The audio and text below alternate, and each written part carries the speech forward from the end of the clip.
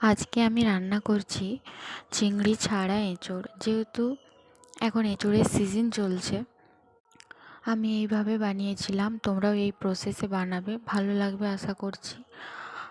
খুবই সহজ পদ্ধতি। তা তোমরা কিভাবে বানাও আমাকেও কমেন্ট করে জানিও।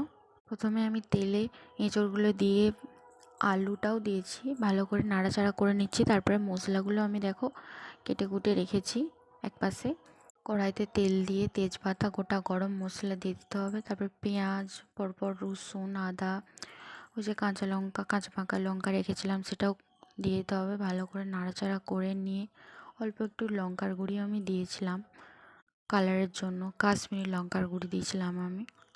তারপরে জল দিয়ে মশলাটা ভালো করে কষিয়ে নিচ্ছি। যখন তেল ছেড়ে বেরিয়ে আসবে তারপরে আমি এঁচোড়গুলো দিয়ে দেবো।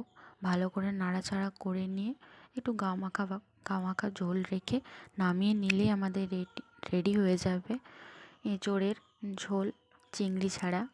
তো তোমরা এভাবে বানিয়ে খেয়ে দেখো, দুর্দান্ত খেতে হয়েছিল। জানিও কেমন লেগেছিল রেসিপিটা।